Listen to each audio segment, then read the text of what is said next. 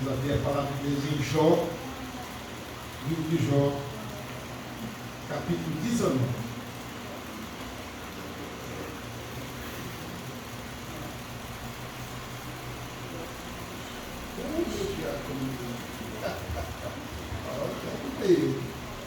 Cuidado, irmão Hélio. Aí, ó. Diácono aí, ó. Obrigado, irmão.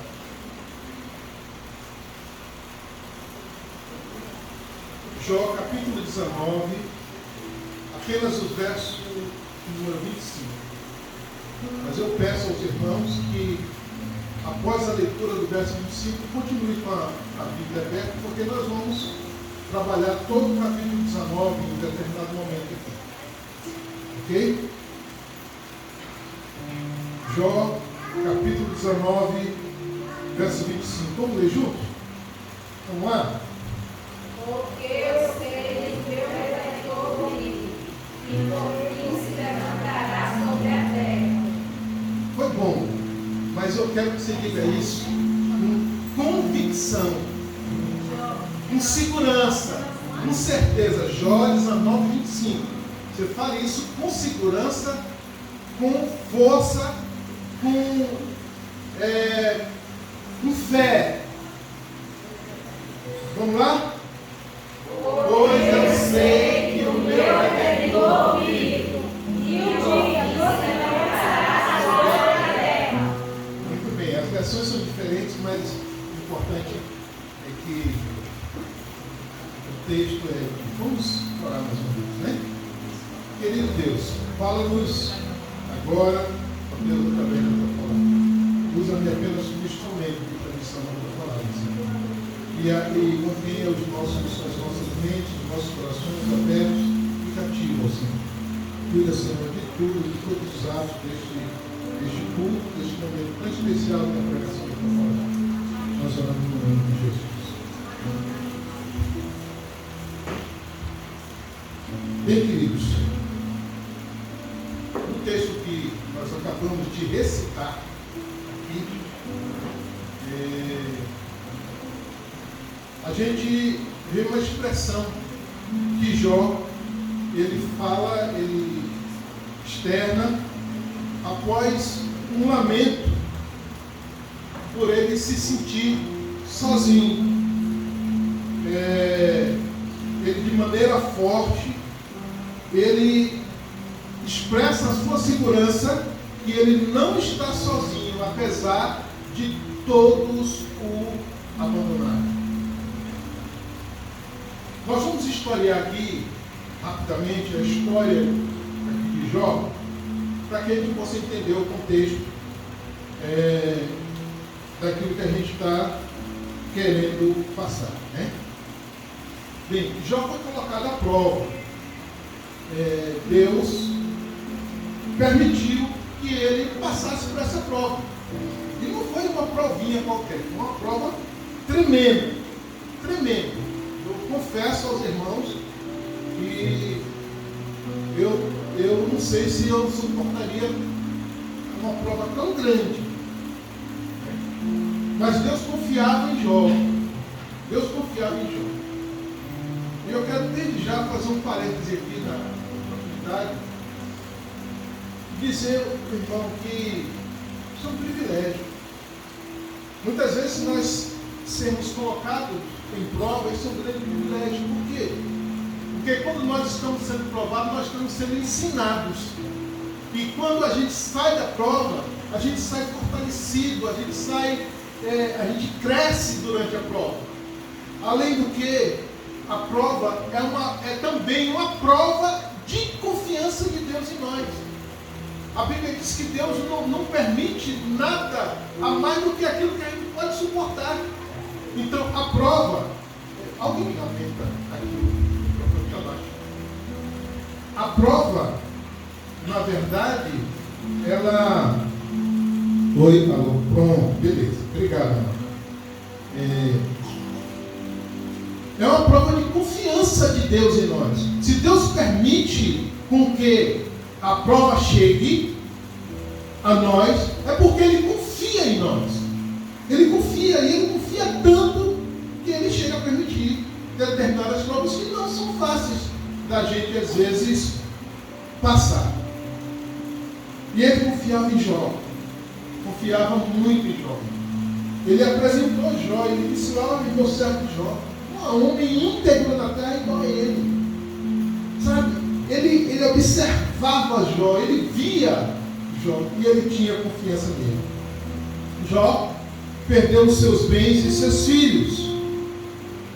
E essas perdas aconteceram pelo simples objetivo satânico para que ele blasfemasse contra Deus. Satanás queria que ele blasfemasse contra Deus. E em função disso, a proposta de Satanás foi que Deus permitisse que ele tocasse nos seus bens, nos seus filhos, na sua família. E Deus permitiu e ele tocou ali. Era o objetivo dele. Jó se manteve firme. Então entra a segunda parte da prova. Já que ele não, pelos bens, ele não blasfemou, pelos filhos não blasfemou, agora vamos ver pela sua saúde. E Jó foi tocado na sua saúde. E foi tocado de maneira severa. Não foi fácil. Ali a palavra diz que ele foi coberto de chaga da ponta dos pés à cabeça. Completamente coberto de chaga. Ele fedia, ele cheirava mal. E mesmo coberto de chagas, ele se manteve firme. Jó se manteve firme quando a sua esposa se desespera e pede para ele desistir também, porque ela já estava desistindo, ela não estava aguentando mais. Muita gente critica a mulher de Jó, porque o que ela falou realmente foi algo estrambelhado. Porém, a gente esquece que se Jó perdeu 10 filhos, ela também perdeu os 10 filhos. Ela também perdeu filhos. Ela também estava passando a necessidade que Jó estava passando, financeiramente agora falando. Ela não tinha as mesmas chagas de Jó, mas tinha que suportar ali o mau cheiro dele. Sabe, aquelas feridas e ver aquele sofrimento que ele estava passando ali com aquelas chagas terríveis. E ela se desespera e diz: amaldiçoa logo a Deus e morre. Porque eu não estou aguentando mais, ela não está aguentando mais a situação. Mas Jó, ele continua firme. Ele não esmoreceu. E Jó se mantém firme quando vêm os seus amigos com a intenção de consolá-lo. E os três, quando chegam lá para consolar Jó, né, eles fizeram totalmente ao contrário, exatamente o contrário. Eles afligiram Jó mais ainda e começaram a apontar as suas, como se fosse tudo que estava acontecendo com Jó era culpa de Jó, porque estava apontando dele. E Jó, mesmo assim, ele se mantém firme.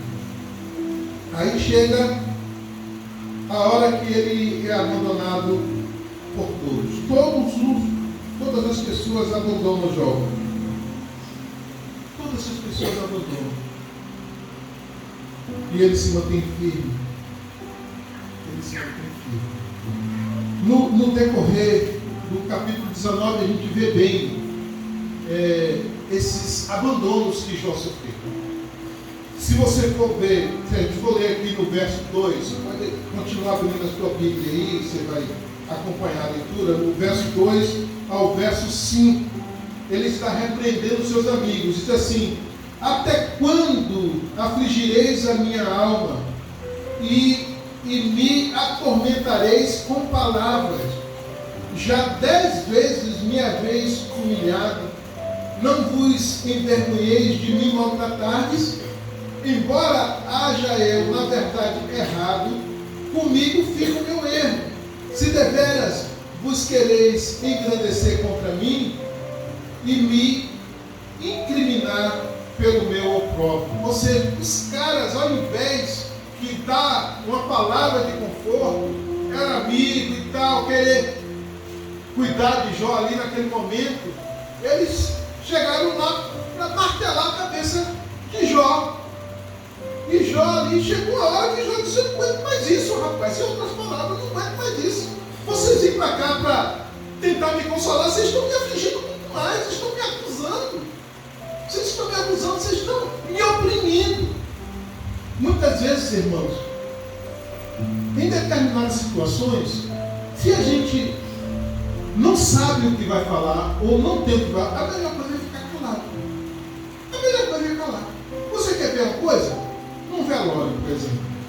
Se você não tem as palavras certas para falar às pessoas, é melhor você calar. Cale, dê um abraço confortante e tal. É muito melhor do que você falar alguma coisa e falar o que não deve. E falar o que não deve. Sabe? A gente tem que ter muito cuidado com as nossas palavras. Porque às vezes a gente pensa que está abençoando, a gente está oprimindo as pessoas. A gente tem que ter muito cuidado com isso. E esses caras estavam lá oprimindo Jó com as suas palavras. No verso 21, ainda desse texto, pode olhar lá, Jó ainda complementa dizendo assim: compadecei-vos de mim, amigos meus, compadecei-vos de mim, ou seja, tenham dó de mim. Vocês não estão vendo aqui a minha situação, o meu sofrimento, tenham dó de mim, parem com isso. É isso que Jó estava dizendo para os amigos. Jó também, ele reconhece que tudo que está acontecendo foi Deus que permitiu. Ele reconhece. E a partir do verso 6 diz o seguinte: sabei então que Deus é o que transtornou a minha causa, e com a sua rede me cercou.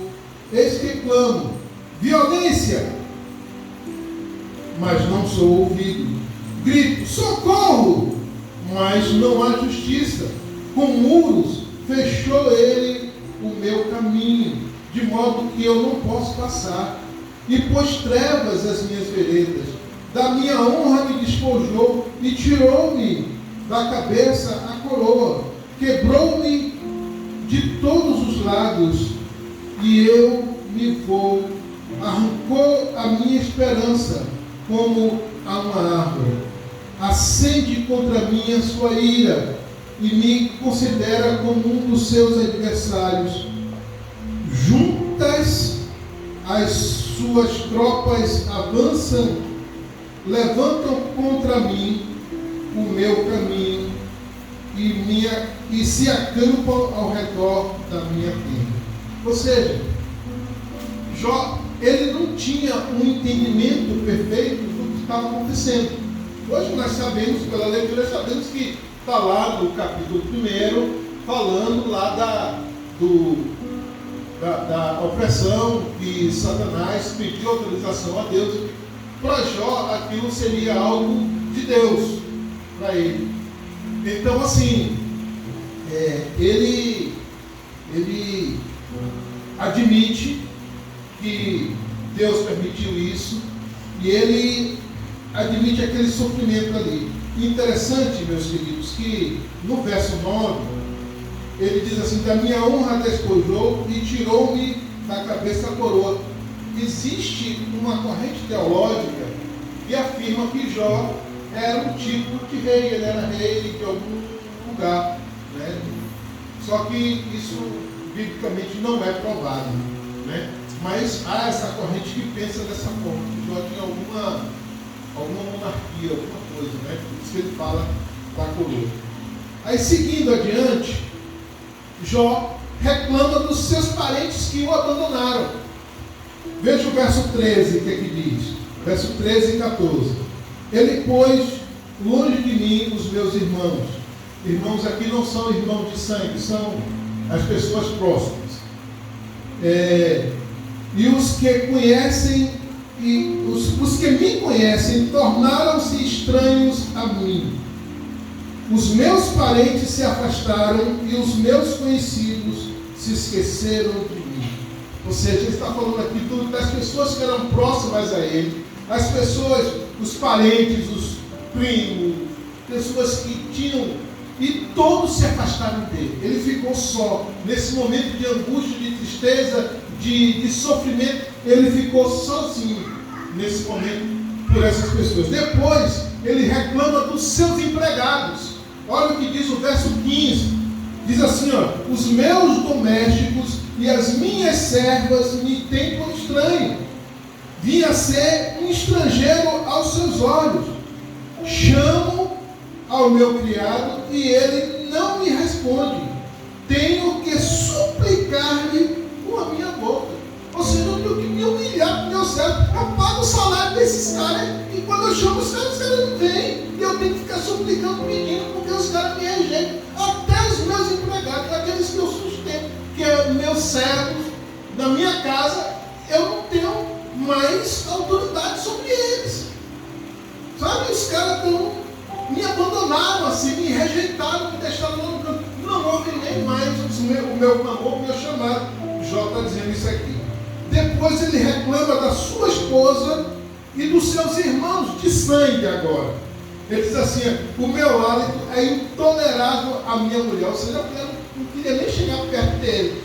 Não queria mais nem chegar perto dele. Né? Aí depois ele diz: olha, sou repugnante aos filhos da minha mãe. Quem são os filhos da minha mãe? Meus irmãos. Ele está dizendo aqui: os meus irmãos, eu sou repugnante aos meus irmãos.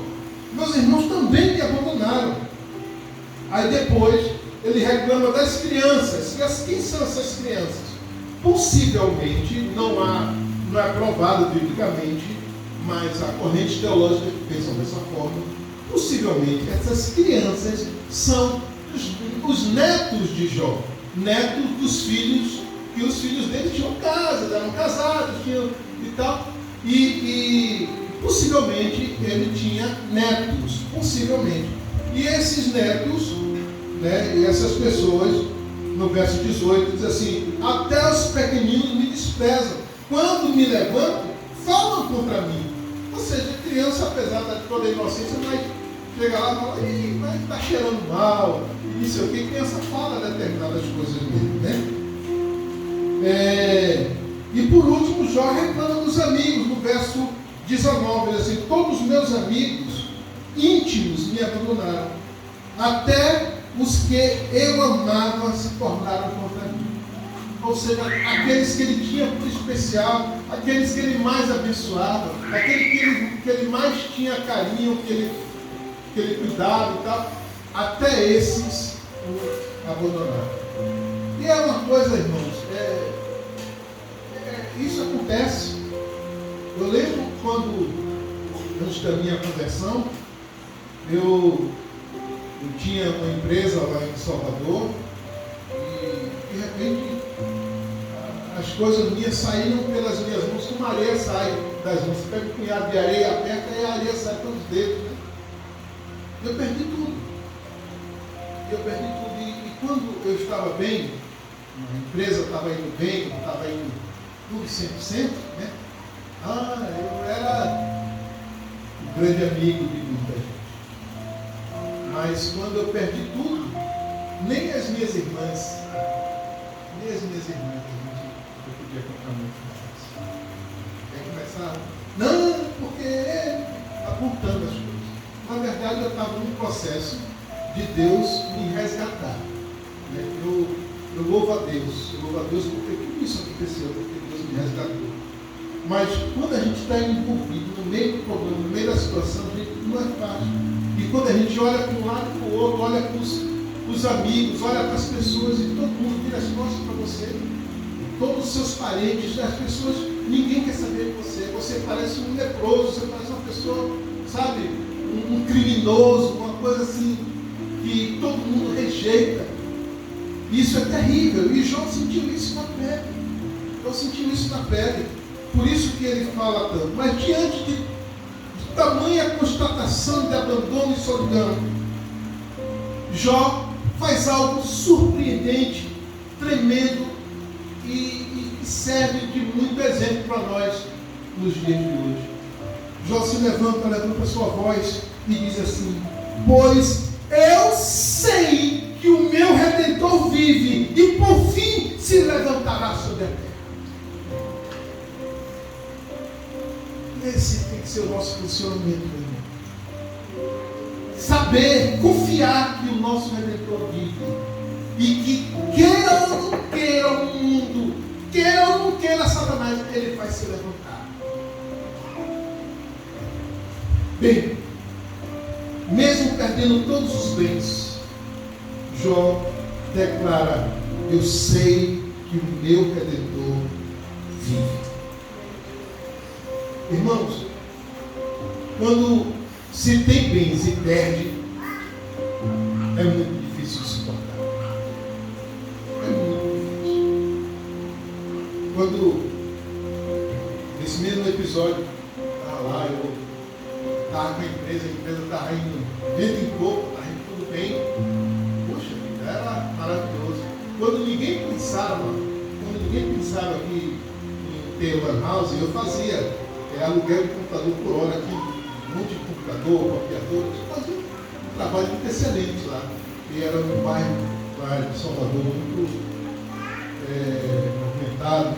Ganhava meu dinheiro, estava indo bem. Mas quando as coisas se acabaram, e a gente se viu sem nada, e a gente não tinha dinheiro para comprar o almoço, aí a gente viu a diferença que é. E o sofrimento foi grande demais. E não é todo mundo que suporta um sofrimento desse. É muito difícil suportar a perda. A gente tem que reestruturar a nossa vida para a nova condição de vida. Não é mais aquela abundância que você tinha, agora você tem que restringir tudo. Né? É um novo começo. As cobranças desmoronam sobre as nossas cabeças na mesma proporção das perdas. Mas você perde, mas as cobranças chegam. Os problemas passam de gotas para cachoeiras sobre as nossas cabeças, sobre as nossas costas. As perdas de bens desarticulam as pessoas em todos os sentidos. Os filhos choram, sentem, sofrem. Os casamentos vão ao chão. Quantos casamentos são destruídos por questões financeiras? Quantas pessoas desistiram das suas vidas ao perder seus bens? Tentaram contra a sua própria vida. Eu lembro que agora na crise de 88, na crise de 1988, o Adolf Merkel, onde ele era um bilionário, o nome dele estava na revista Forbes, 9,2 bilhões a fortuna dele, um dos homens mais ricos do mundo na época. E esse homem, com a crise, ele tomou um prejuízo de 3 bilhões, perdeu um terço da sua fortuna, e ele não resistiu e se suicidou.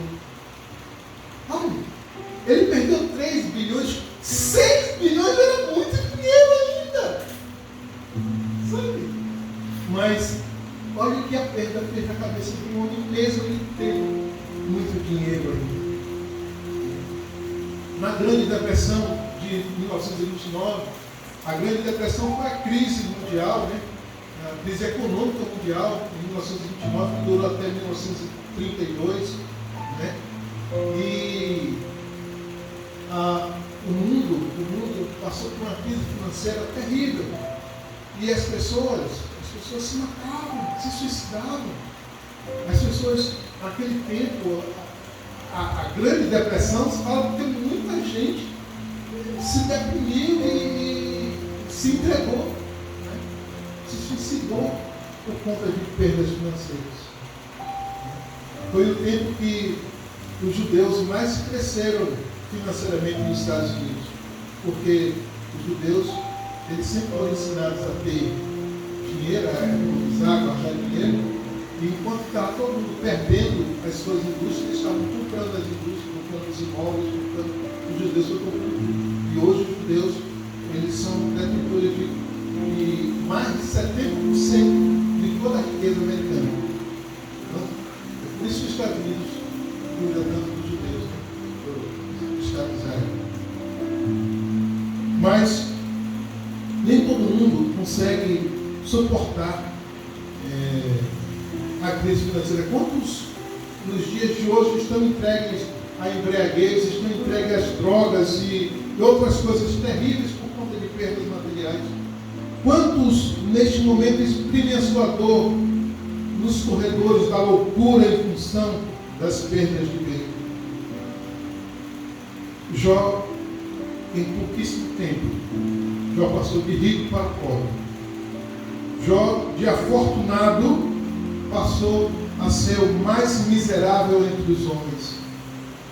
Mas em nada do que aconteceu, por mais trágico, por mais difícil, por mais insuportável que foi, não foi o suficiente para abalar a confiança de Jó em Deus. E nós não temos que ser diferente de Jó.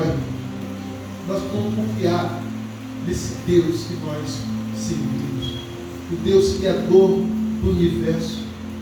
Nós não somos nada diante desse universo tão grande, um universo de 50 bilhões de estrelas, de inúmeros planetas, um universo que não se dá conta nem de medir o universo, né? De tão grandioso, de tão grande, e Deus criou tudo isso. E no meio de toda essa criação, Deus criou nós que somos nada. E somos nada, Deus criou. E Deus dá uma atenção especial para nós. Olha que coisa maravilhosa. Deus nunca vai nos abandonar. Ele nunca vai nos abandonar. Nós precisamos, irmãos, abrir as nossas mentes, o nosso coração e procurar lembrar as maravilhas que Deus tem feito em nossas vidas. Olha quem você era e olha quem você é hoje. Deus, a gente tem que lembrar isso o tempo todo, temos que nos lembrar que Ele é Deus e é um Deus presente e que nada escapa aos seus olhos, nada escapa ao seu controle. Ele é um Deus de amor e a única coisa que Ele quer em relação a nós é nos amar e ser amado por nós. Ele nunca vai nos abandonar. E é por isso que nós precisamos levantar as nossas cabeças, levantar e dizer com toda a firmeza do nosso coração: eu sei que o meu Redentor vive. Eu sei. A gente tem a segurança, a firmeza de saber que Ele vive, que Ele é vivo, que Ele não nos abandonará.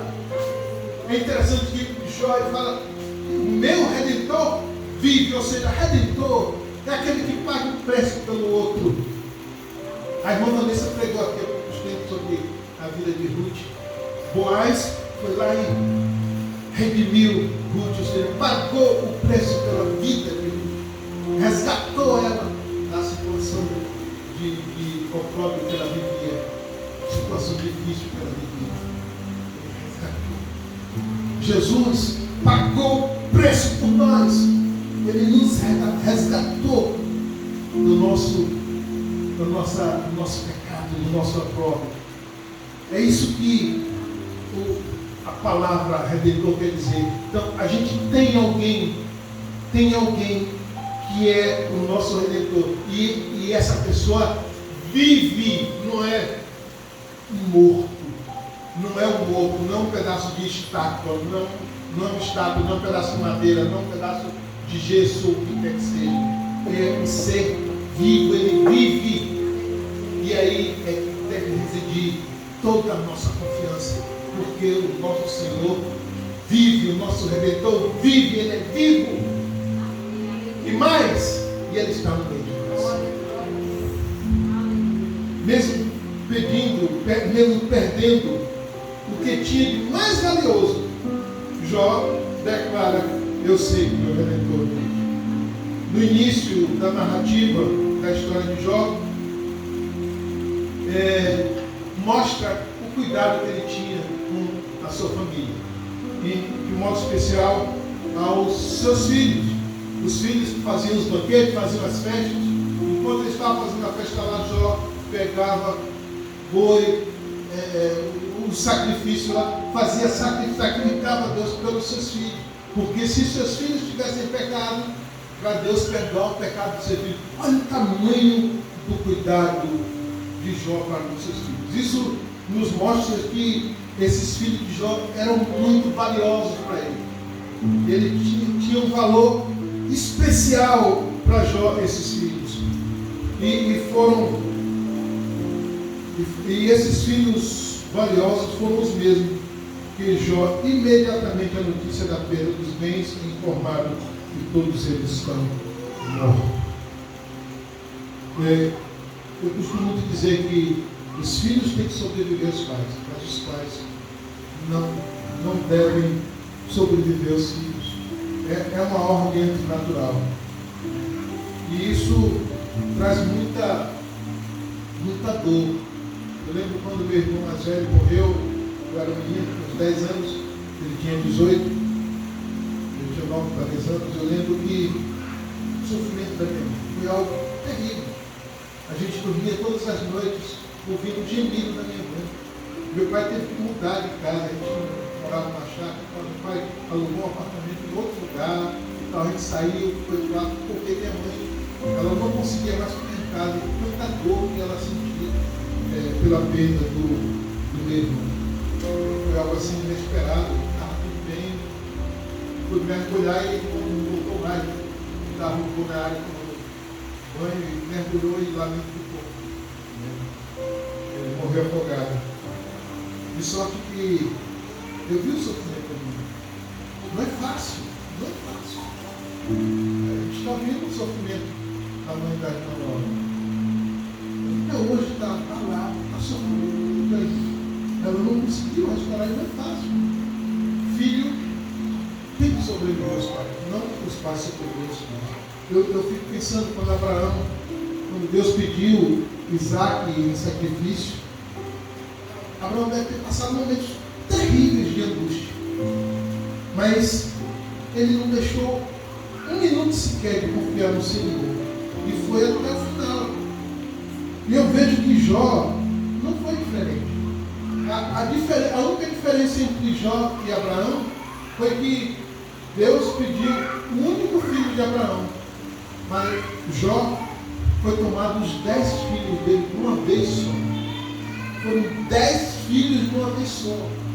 Ele sofreu a dor da perda, chorou, rasgou o manto, raspou a sua cabeça, mas não deixou de confiar em Deus. Não pode, irmão, existir nada neste mundo que a gente permita que venha abalar nossa confiança em Deus. Deus cuida de nós, irmãos. A gente tem muitas coisas que a gente almeja, muitas coisas que a gente busca, e muitas coisas que a gente apresenta diante de Deus. E muitas das vezes a gente ora, pede e tal, mas a nossa confiança é pequena e não suporta o mínimo abalo. A gente precisa aprender a suportar e saber confiar, saber que Deus está cuidando, que a gente não precisa desistir dos nossos objetivos, porque Deus está cuidando de nós. Principalmente se for o propósito da parte de Deus para as nossas vidas. Por último, mesmo chegando à situação mais degradante que um ser humano podia chegar, Jó continua a declarar: eu sei quem é o todo. Satanás havia sido envergonhado através de Jó. Jó, ele não vacilou contra Deus, ele não conseguiu achar. Satanás não conseguiu alcançar o objetivo. O que ele pretendia não funcionou em relação a Jó. Agora ele precisava de um novo golpe, um grande golpe, aquele que fosse fatal. Ele teria que ser um golpe que ele nem mais tivesse forças para que a sua boca glorificar a Deus. Agora é tocar da sua carne e dos seus ossos, da planta do pé ao alto da sua cabeça, brotar um tumor por todo o seu corpo. aquele homem que há pouco tempo era um rico, próspero e perfumado homem, passa a ser pobre, miserável e fétido. A sua esposa não suportava mais. É lógico, não deveria ser fácil para ela.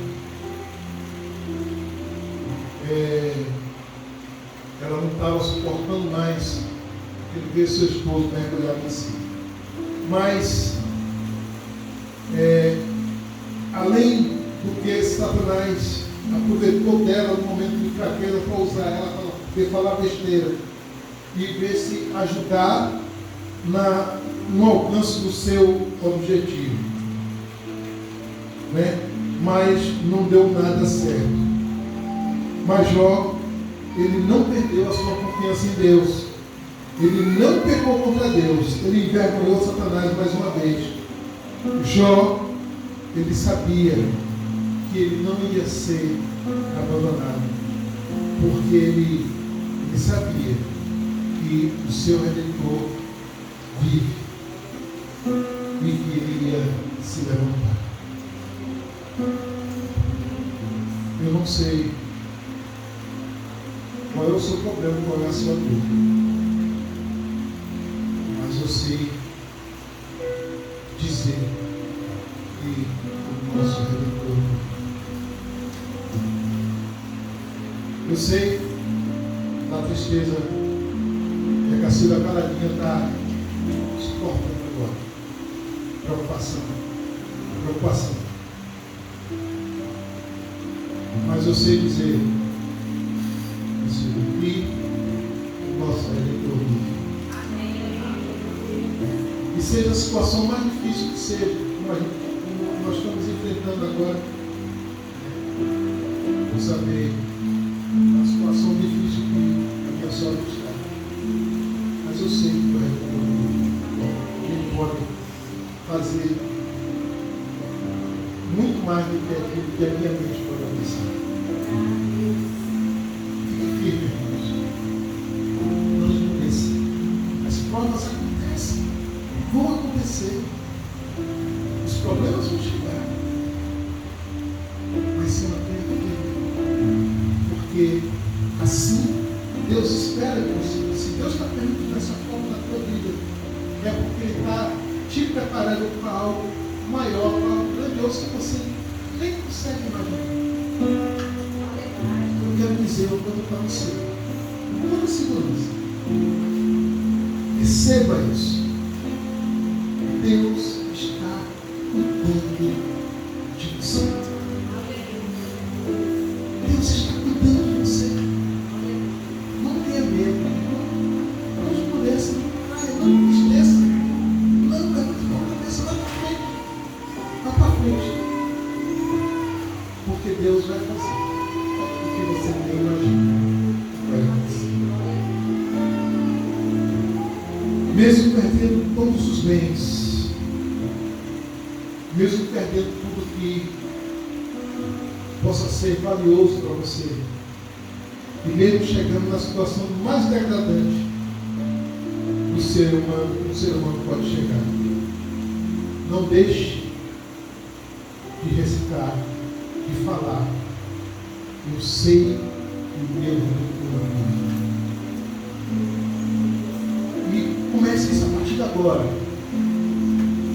Como eu já disse, eu não sei o seu problema, não sei a sua situação, mas eu quero que você diga para o seu problema agora: problema, você pode estar grande demais agora na minha vida, mas eu quero te dizer uma coisa, problema: eu sei que o meu Redentor vive e Ele vai se levantar.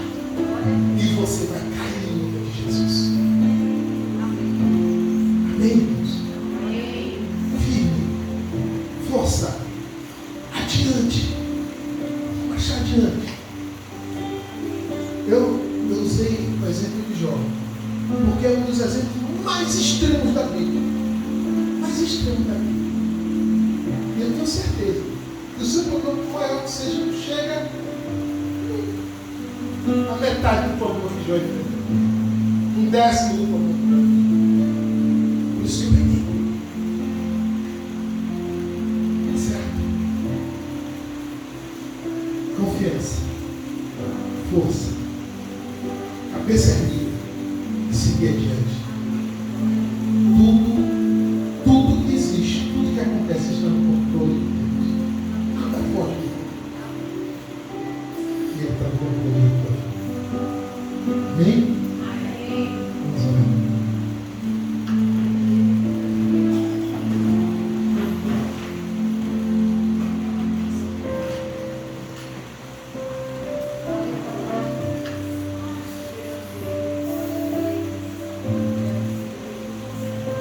Você tem uma causa.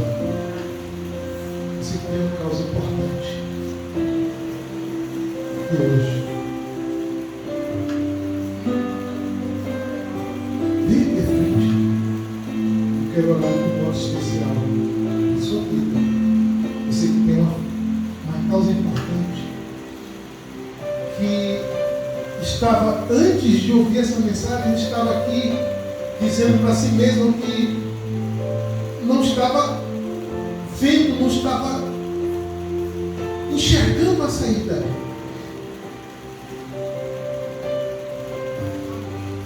Vem, eu quero apresentar a sua causa diante de Deus. Vem.